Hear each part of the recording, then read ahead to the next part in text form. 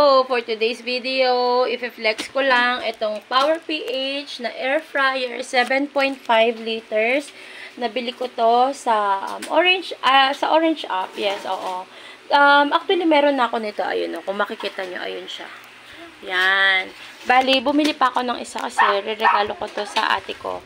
So, to check, kasama ko kayong mag-unbox dito sa Power PH 7.5 liters. Sa mga may gusto nito, nasa yellow basket ko rin to sa store ko, sa One Stop Shop sa Black App. Kung gusto nyo lang, pero kung hindi naman, okay lang din. Search nyo lang Power PH Air Fryer. Sobrang affordable nito.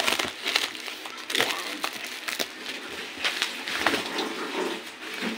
Sobrang generous kasi yung ate ko na yon. And, sobrang bait niya. Every time na may magbe-birthday sa amin, alam nyo ba, lagi siyang merong pabigay sa amin. Or lagi siyang merong bigay. Especially sa mga anak ko. And malambing din siya. Sobrang bait namin yung ate. Para namin siyang mama. Parang siya na yung tumayo naming mama kasi yung mama namin ay wala na. Nasa heaven na siya. So, pag binuksan nyo siya, so ayan yung box niya. Pag binuksan nyo siya, ayan siya. What's inside? Ito, bubuksan natin. Kasama ko kayo. Ito yung patungan niya sa loob. Yan. Ito, may manual. Parang ayoko na lang siya buksan. Kasi, pero para i-check ko din. Yan.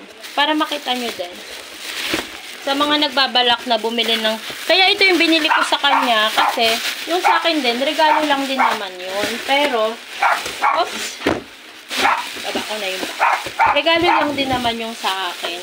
Eh, nagandahan din talaga ako sa quality. Kaya sabi ko, bibilan ko siya ng katulad ng sa akin. So, sa Power PH kasi sobrang lang siya.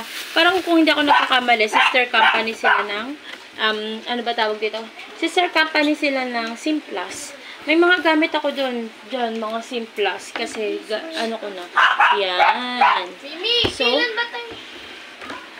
pag binuksan nyo to sa loob, ayan, meron siyang, dati yung sa akin, parang meron siyang free na, ano ba yun, yung parang, yung parang parchment paper. So, ito, lalagay nyo lang to dyan. Ayan. So, lalagay nyo lang ganyan. And, yung manual niya. And, dito, alam nyo ba, mas gusto ko, sinadya ko to kasi meron naman talaga yung, ano ba yung automatic ba yun, tawag doon, yung parang pinipindot-pindot. Mas gusto ko yung manual. Alam nyo kung bakit?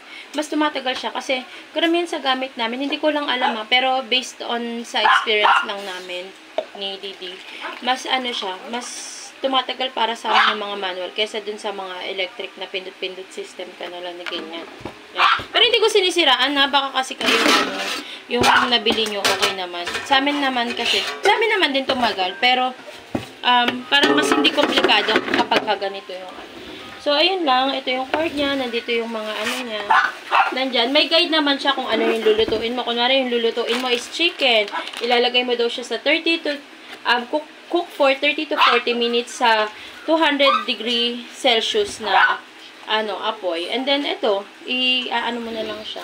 So, yun lang guys. Ito, pinlex ko lang. Power PH. Nga pala, ito, sobrang subo ko na tong Power PH na to. As in. Kaya napili ko siya ding iregalo sa ate ko. Ibabox ko lang ulit. Binuksan ko lang para ma-check. Sensya na kayo guys. So, ayan.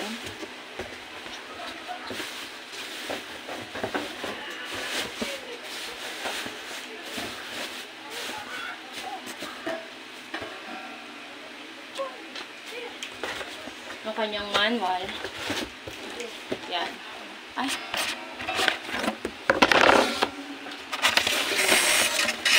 Ito na siya mapantay.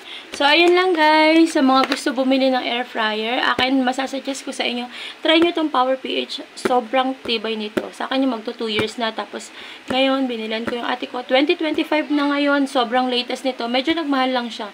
Kumpara nung time na nakita ko siya, na kasi sinerge ko kung magkano nung niregalo sa akin yun. Actually, Christmas party namin yun.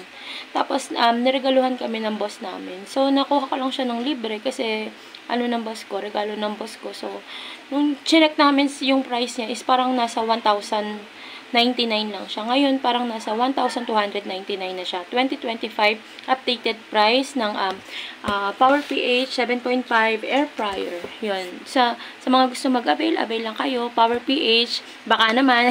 Joke lang. Yun lang. So, thank you for watching, guys. Short video lang to. Salamat sa pakikinig. Huwag kayo magsawa. Yun lang. Thank you for watching. Bye!